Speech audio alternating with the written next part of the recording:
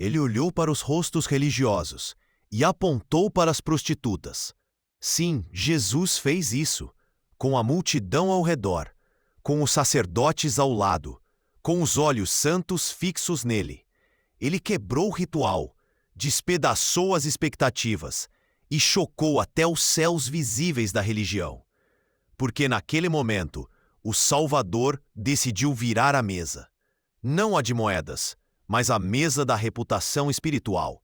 Em verdade vos digo que os publicanos e as meretrizes vos precedem no reino de Deus. Essa foi a sentença. Não um sussurro, não uma indireta. Foi um julgamento público, direto, cortante. Ele falou isso aos fariseus, aos mestres da lei, aos líderes da fé institucionalizada, e apontou, não para as sinagogas, mas para as vielas, não para os escribas, mas para os caídos. Foi o momento em que o Filho do Homem decidiu deixar claro: a religião sem arrependimento é apenas maquiagem sobre um cadáver. Naquela multidão, todos esperavam ser surpreendidos por mais um milagre. Mas o verdadeiro milagre era invisível. Estava na inversão espiritual, no colapso das aparências, na substituição dos primeiros pelos últimos. Os rostos bem vestidos foram envergonhados, e os olhos manchados pelo pecado foram lavados com a esperança. Isso não é uma poesia, é uma declaração profética, porque Jesus não veio premiar os limpos de fachada. Ele veio restaurar os quebrados por dentro. E o mais chocante, isso ainda acontece. Hoje, agora. As meretrizes entram e os pastores ficam do lado de fora, não por falta de conhecimento, mas por excesso de orgulho. A cena que antecede essa declaração de Jesus é quase teatral. Ele conta a parábola dos 2 filhos. Um diz que não vai obedecer, mas depois se arrepende. O outro promete obediência, mas não cumpre. Jesus pergunta: qual fez a vontade do Pai? Eles respondem: o primeiro. Então o céu se abre com espada. As meretrizes entram antes de vocês. Esse antes carrega o peso do juízo. Não é só uma questão de tempo. É uma declaração escatológica. É o corte entre quem será separado à direita e quem ficará à esquerda. E por quê? Porque os publicanos e meretrizes ouviram João Batista e creram, mas os sacerdotes ouviram o mesmo chamado e desprezaram. Eles rejeitaram o arrependimento, rejeitaram o batismo, rejeitaram a rendição, porque preferiam manter o palco, o controle, o poder. E o que Jesus está dizendo, no fundo, é: vocês conhecem a Torá, mas não conhecem o Pai. Ele está dizendo: vocês decoraram os salmos, mas nunca choraram com eles.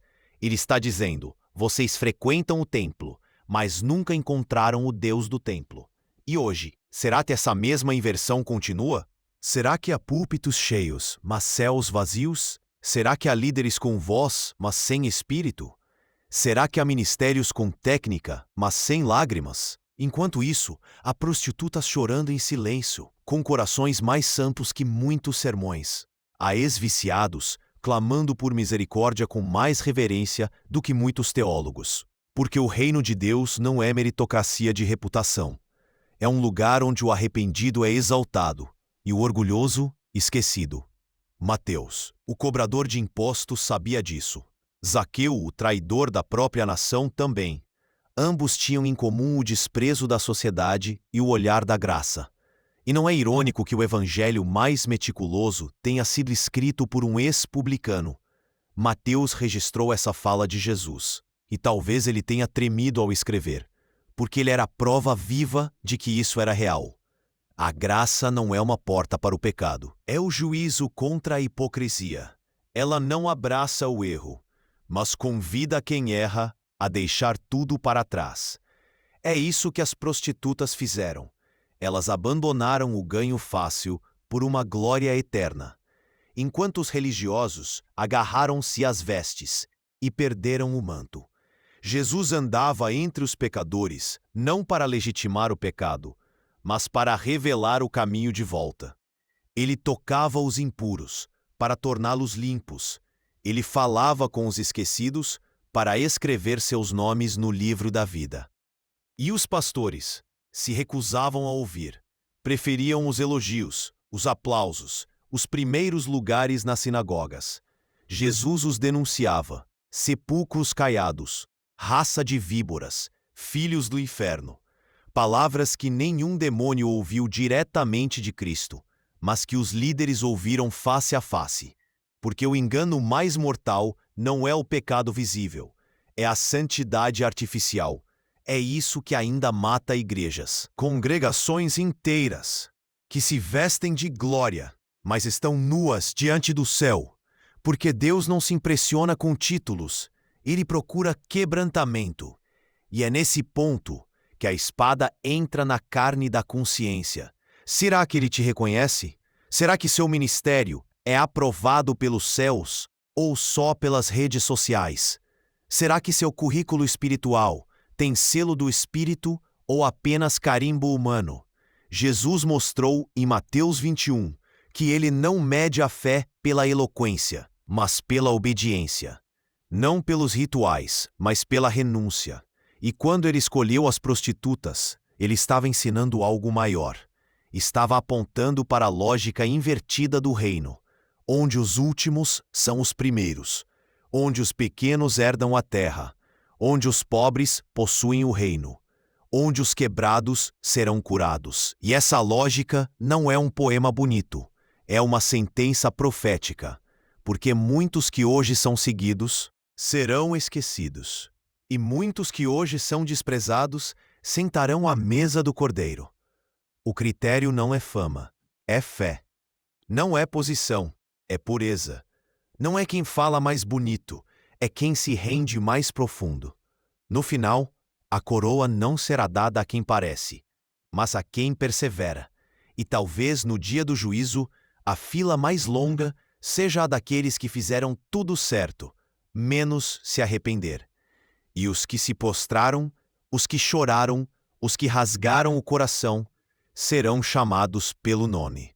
Porque Deus ainda escolhe quem ninguém ousaria chamar. E então, a cortina espiritual se rasga.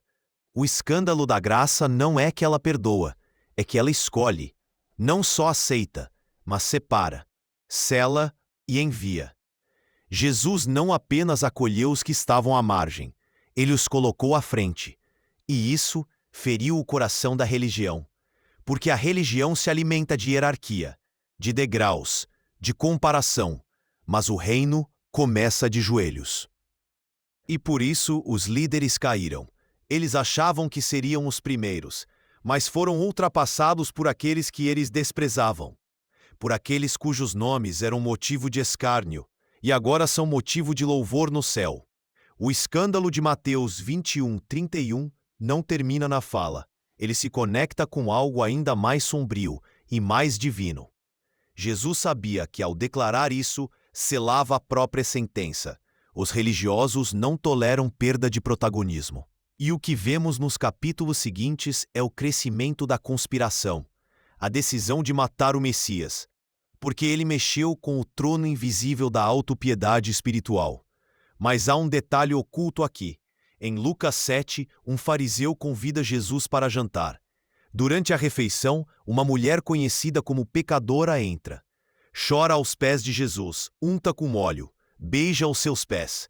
E os fariseus pensam: se ele fosse profeta, saberia quem é essa mulher. Mas Jesus conhecia exatamente quem ela era. E é ali que ele conta outra parábola, do credor que perdoa duas dívidas, uma pequena, outra imensa. Quem o amará mais? Ele pergunta. O fariseu responde: aquele a quem mais foi perdoado. E Jesus diz: você julgou bem. E então ele olha para a mulher e diz: seus pecados estão perdoados. Mais uma vez, a prostituta sai justificada. E o religioso envergonhado. Esse é o padrão do reino. Não é sobre quem sabe mais, é sobre quem se entrega mais. Não é sobre quantos versículos decorou, mas quantas lágrimas derramou. Não é sobre quantos anos de púlpito, mas sobre quantos minutos de rendição real. E por que isso incomoda tanto? Porque fere o ego, fere a teologia do orgulho, fere os que acham que merecem, mas o reino é dado, não merecido. E aqui entra o plot twist, porque o que Jesus declarou não foi só uma provocação local. Foi uma sentença escatológica. Apocalipse 17 fala sobre a grande prostituta, a falsa religião. Mas nos capítulos seguintes, João vê a noiva, a igreja verdadeira, purificada, adornada. A grande prostituta é julgada, mas a noiva simples entra para as bodas do Cordeiro. Perceba, no fim dos tempos, o céu não separa por cargos, separa por essência. A falsa igreja rica, imponente, cheia de glória exterior, é lançada ao juízo, enquanto a noiva humilde, lavada no sangue, é entronizada ao lado do Cordeiro. A lógica do reino é cíclica. A mulher desprezada de hoje é a esposa glorificada de amanhã, e os líderes orgulhosos de hoje são os réus esquecidos da eternidade. Jesus estava apontando para esse mistério. Quando ele disse que prostitutas entrariam primeiro, estava revelando que no final, o critério não seria currículo, mas coração. Não seria performance, mas postura. Não seria liturgia, mas lágrimas. E o mais assustador é que ainda hoje há milhares de ministros que repetem a tragédia dos fariseus. Eles conhecem o altar, mas esqueceram do fogo. Conhecem a doutrina, mas perderam a presença. Conhecem a história da cruz, mas já não carregam a sua. Enquanto isso, há homens e mulheres que o mundo despreza, que o sistema ignora, mas que o céu observa com temor. Eles choram sozinhos, eles oram em silêncio, eles jejuam no escondido. E para eles, o Senhor prepara coroa, porque o reino não é um palco, é um vale, onde os humildes são erguidos e os soberbos caem. Não é sobre aparência, é sobre essência. E talvez esse vídeo esteja sendo assistido agora por alguém que se sente indigno, que acredita que já errou demais, que acha que não tem mais lugar na casa do Pai. Mas ouça, Jesus escolheu as prostitutas. Ele escolheu os que o sistema excluiu, não para que continuem no erro, mas para que provem o que ninguém mais teve coragem de provar: a profundidade da graça. Aqueles que pecaram muito, quando lavados, amam muito. Eles se tornam colunas, eles se tornam intercessores, eles se tornam boca de Deus, enquanto muitos dos certos ficam falando sobre Deus, mas nunca falam com Deus. E aqui vem a reflexão final. Se hoje Jesus entrasse na sua igreja, será que ele te escolheria? Ou te confrontaria? Será que ele veria rendição ou orgulho? Será que ele encontraria quebrantamento ou vaidade disfarçada de fé? Porque o reino não está procurando quem prega melhor. Está procurando quem se humilha mais. Não está procurando aplauso. Está procurando joelhos. E talvez a geração que Deus vai usar nos últimos dias não esteja no púlpito agora. Talvez esteja deitada num quarto escuro, clamando por libertação, rasgando o coração, escrevendo o nome no chão com lágrimas. E o céu está olhando para isso, não para os diplomas, não para as lives, não para os seguidores, mas para os corações. Corações que dizem: Senhor, eu pequei, mas eu não aguento mais viver longe de ti. E para esses, Deus se revela. Ele levanta profetas do deserto, ele unge Davi no campo, ele escolhe Maria Madalena para anunciar a ressurreição. Ele prefere os quebrados sinceros do que os inteiros falsos, porque a essência do Evangelho não é sobre subir escadas, é sobre descer até o pó e ser levantado pela mão furada de Cristo. E é por isso que o reino é escândalo para os religiosos, porque ele premia os que eles queriam punir e exalta os que eles queriam esconder. No final, Jesus não vai perguntar quantos seguidores você teve, mas se você o seguiu. Não vai perguntar quantas igrejas você pregou, mas quantas vezes você se prostrou. Não vai contar suas palavras, vai pesar suas lágrimas. E quando a trombeta soar, não serão os títulos que abrirão o céu, será o arrependimento.